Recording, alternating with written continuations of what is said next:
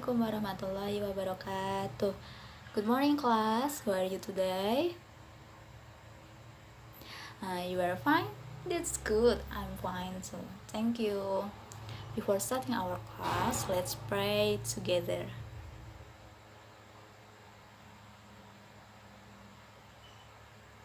Amin. Semoga dengan berdoa, kelas kita pagi ini bisa berjalan dengan lancar dan ilmu yang kita peroleh bisa bermanfaat bagi kita semua. Amin. Udah pada sarapan belum? Jangan lupa sarapan ya, biar bisa fokus mengikuti pembelajaran Ibu hari ini. Oke. Sebelum itu, ada yang tidak bisa hadir? Bisa semua ya. Jangan lupa untuk mengisi presensi juga di aplikasi sekolah ya. Oke? Ada yang masih ingat materi kita kemarin tentang sistem pernafasan? Apa saja tuh kemarin? Yuk kita ingat-ingat lagi yuk. Nah, jalur pernapasan ada apa aja? Ya, rongga hidung, lalu ya, faring, trakea, terus bronkus, ya betul, bronkiolus, lalu ke alveolus, betul sekali. Wah, masih pada ingat ya, alhamdulillah sekali. Terus hari ini kita mau belajar apa ya? Ada yang tahu ini mesin apa? Iya, betul, mesin cuci darah. Loh, darah kok dicuci? Pakai apa tuh? Pakai air atau pakai sabun? Nah, berarti kalau ada mesin cuci darah, di tubuh kita juga ada mesin organ yang berperan sebagai mesin cuci darah dong. Apa itu ya? Ada yang tahu? Iya, betul sekali, ginjal.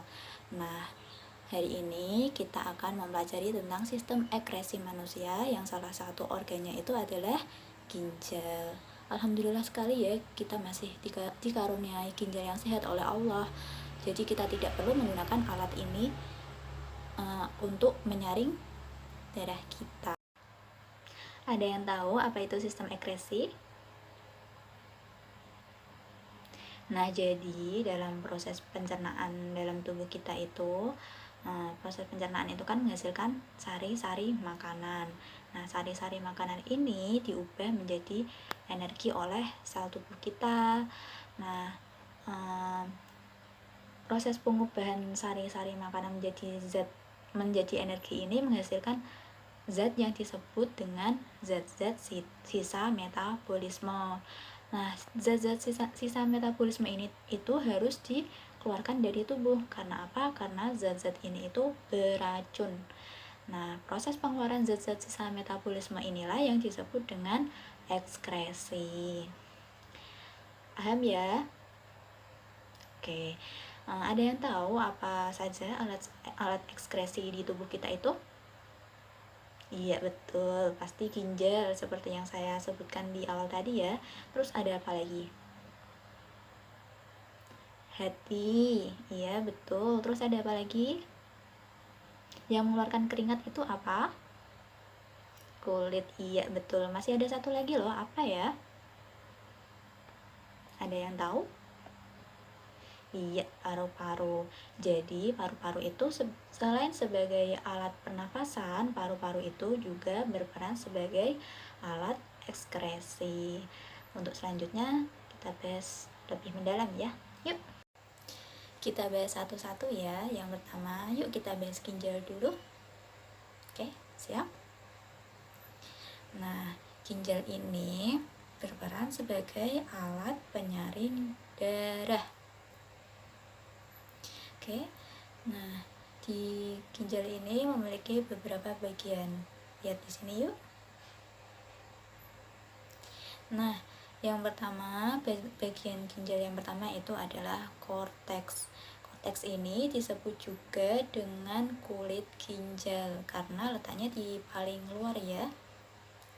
Nah, di korteks ini terdapat banyak sekali yang namanya nefron. Kurang lebih jumlah nefron ini di korteks ini ada 1 juta. Banyak sekali ya. Nah, di korteks ini juga terdapat badan Malpighi yang terdiri atas glomerulus dan kapsula Bowman. Nah, di korteks ini juga terjadi proses filtrasi. Yang kedua ada sumsum ginjal atau disebut dengan medula. Nah, di medula ini terjadi proses reabsorpsi dan augmentasi yang dilakukan oleh tubulus proksimal dan tubulus distal.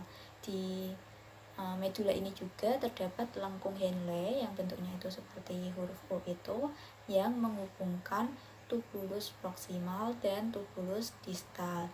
Bisa dilihat ya, bentuk medula itu seperti ini, seperti piramid terbalik. Terus yang ketiga ada pelvis atau rongga ginjal. Nah, pelvis ini merupakan lapisan paling dalam ginjal yang berperan sebagai penambung urin sebelum urin itu dikeluarkan. Next, kita bahas alat ekskresi yang kedua. Ya betul, alat ekskresi yang kedua adalah kulit. Nah, kulit ini merupakan lapisan jaringan paling luar tubuh kita ya, yang mengekskresikan keringat. Ada yang tahu kandungan keringat? Ya, betul. Keringat itu mengandung air dan garam-garam mineral, terutama itu NaCl, yang berasal dari hasil metabolisme protein. Nah, kulit ini terbagi menjadi 3 bagian. Yang pertama ada kulit ari, lalu ada kulit jangat, dan yang ketiga ada jaringan ikat bawah kulit. Kita bahas satu-satu ya. Dari kulit ari dulu. Nah, kulit ari ini kulit yang terletak di bagian paling luar dan tipis sekali itu. Nah, kulit ari ini terbagi menjadi 2 lapisan. Yang pertama lapisan tanduk, lalu yang kedua ada lapisan Malpighi. Nah, kalau yang lapisan tanduk ini terdiri dari sel-sel yang telah mati, sedangkan kalau lapisan Malpighi ini terdiri dari sel-sel yang masih hidup dan aktif membelah. Yang kedua ada kulit jangat atau dermis. Nah, di kulit jangat ini terdapat pembuluh kapiler, ada juga kelenjar keringat atau glandula sudorifera, terus ada juga kelenjar minyak atau glandula sebaceae, terus ada juga kantong rambut dan kumpulan saraf yang terdiri dari rasa nyeri, rasa panas, rasa dingin, dan saraf sentuhan. Nah, yang ketiga, bagian kulit yang ketiga itu ada jaringan ikat bawah kulit. Nah, di jaringan ikat bawah kulit ini terdapat banyak lemak yang berfungsi sebagai pelindung kulit, pelindung tubuh dari benturan, terus berfungsi juga sebagai menahan panas tubuh dan sebagai sumber cadangan energi. Next, kita lanjut ke alat ekskresi yang ketiga. Nah, alat ekskresi yang ketiga ini adalah hati. Nah, hati ini kenapa dikatakan sebagai alat ekskresi? Nah, betul, karena adanya empedu. Nah, empedu yang dikeluarkan itu mengandung zat sisa yang berasal dari sel darah merah yang rusak dan dihancurkan di limpa. Selain berfungsi sebagai pengeluaran zat sisa, hati itu juga berfungsi untuk menyimpan gula dalam bentuk glikogen. Terus hati itu juga berfungsi untuk menawarkan racun. Hati itu juga untuk membuat vitamin A yang berasal dari provitamin A. Terus hati itu juga berfungsi untuk mengatur kadar gula dalam darah. Terus selanjutnya yang kelima, ada yang tahu? Iya, menghasilkan zat warna empedu. Lalu yang terakhir, tempat pembentukan urea. Ini bisa dilihat di sini ya. Next, alat ekskresi yang terakhir, yang keempat. Apa? Paru-paru. Nah, jadi paru-paru itu selain sebagai alat pernafasan, paru-paru itu juga berfungsi sebagai alat ekskresi. Karena apa? Ada yang tahu? Karena apa? Apa ini? Kalau kita bernafas berarti mengeluarkan apa? Iya, betul, mengeluarkan karbon dioksida dan uap air. Nah, itulah mengapa paru-paru itu juga berfungsi sebagai alat ekskresi. Pembahasan selanjutnya ada proses pembentukan urin. Kalian penasaran gak urin kalian itu terbentuknya bagaimana ya? Yuk kita simak. Nah, ini gambar ini merupakan tempat di mana urin darah kita itu diproses hingga nantinya itu menjadi urin. Prosesnya apa aja ya? Nah, yang pertama, darah yang membawa sisa-sisa metabolisme protein itu akan masuk ke ginjal melalui pembuluh darah. Nah, pembuluh darah ini akan menuju ke glomerulus. Lalu di dalam glomerulus ini nantinya terjadi peristiwa penyaringan atau filtrasi. Nah, penyaringan ini yang disaring itu merupakan zat-zat yang terlarut dalam darah. Terus hasilnya itu disebut dengan filtrat glomerulus. Nah, filtrat glomerulus ini akan masuk ke kapsula Bowman dan ditampung. Kemudian filtrat glomerulus nanti itu akan diteruskan ke tubulus proksimal. Kemudian di dalam tubulus proksimal itu akan terjadi penyerapan kembali atau reabsorpsi terhadap zat-zat yang masih diperlukan. Lalu zat-zat yang sudah tidak diperlukan itu akan menjadi urin primer. Selanjutnya, urin primer ini akan masuk ke dalam tubulus distal dan terjadi proses augmentasi. Hasil dari proses ini adalah urin sekunder atau yang kita sebut dengan urin sesungguhnya. Nah, urin sekunder ini akan ditampung di tubulus colectivus sebelum nanti dikeluarkan melalui uretra. Pembahasan kita selanjutnya adalah gangguan pada sistem ekskresi. Yang pertama ada nefritis. Nefritis ini terjadi karena adanya kerusakan pada bagian glomerulus. Karena apa? Karena adanya bakteri Streptococcus. Lalu yang selanjutnya ada batu ginjal. Batu ginjal ini terbentuk karena adanya pengendapan garam kalsium, bisa di dalam rongga ginjal, bisa di dalam saluran ginjal, atau di kantong kemih.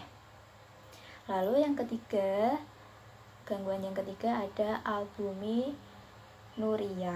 Nah, albuminuria ini adalah ketika ditemukannya protein albumin pada urin. Karena apa? Karena adanya kerusakan pada membran kapsul endotelium. Yang keempat ada hematuria.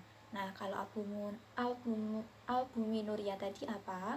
Karena adanya endapan protein albumin. Kalau hematuria, iya betul, karena adanya glukosa di dalam urin yang disebabkan oleh peradangan pada organ urinaria atau iritasi akibat gesekan pada batu ginjal. Terus yang kelima ada diabetes mellitus.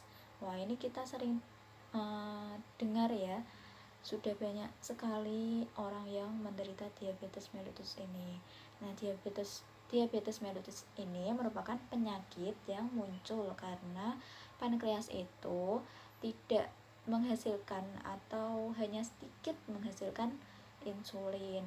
Sedangkan insulin itu berperan dalam mengubah glukosa itu menjadi glikogen, sehingga insulin ini itu dapat mengurangi kadar gula di dalam darah. Sedangkan pada pasien diabetes mellitus itu kadar gula dalam darah dan urinnya itu sangat tinggi. Gangguan pada alat ekskresi selanjutnya yaitu ada kanker kulit. Berarti ini terjadi di kulit. Kita pasti sudah tidak asing dengan kanker kulit ya. Kita pasti tahu kalau sinar matahari yang berlebihan yang masuk ke kulit kita itu dapat menyebabkan kanker kulit. Nah, cara mencegahnya itu bisa dengan memakai produk tabir surya atau biasa kita sebut dengan bahasa Inggrisnya apa ya? Iya, betul, sunscreen. Terus selanjutnya next itu ada hepatitis. Hepatitis ini merupakan radang hati. Hepatitis ini bisa hepatitis A atau hepatitis B ya. Terus yang selanjutnya ada pneumonia. Nah, penyakit ini disebabkan oleh bakteri atau virus atau jamur yang menginfeksi paru-paru, terutama itu di bagian alveolus. Nah, pada bagian alveolus penderita pneumonia ini ditemukan banyak sekali cairan. Jadi itulah mengapa oksigen itu susah masuk. Selanjutnya kita bahas mengenai hemodialisis. Ada yang tahu hemodialisis itu apa? Iya, betul, tadi yang di awal kita singgung mengenai mesin cuci darah itu ya. Nah, itu hemodialisis. Hemodialisis ini merupakan cara penggantian fungsi ginjal menggunakan dialisis. Untuk apa? Untuk mengeluarkan zat terlarut yang tidak diinginkan melalui difusi dan hemofiltrasi. Hemofiltrasi ini untuk mengeluarkan air. Prinsip kerjanya bagaimana ya? Apakah sama dengan ginjal kita? Nah, ini tugas kalian. Kalian nanti buat ini ya. Terus jawabannya diketik di Word dalam bentuk file. Nanti filenya dikirim ke alamat email ibu. Ini alamat email ibu, bisa dicatat nanti dikirim ya.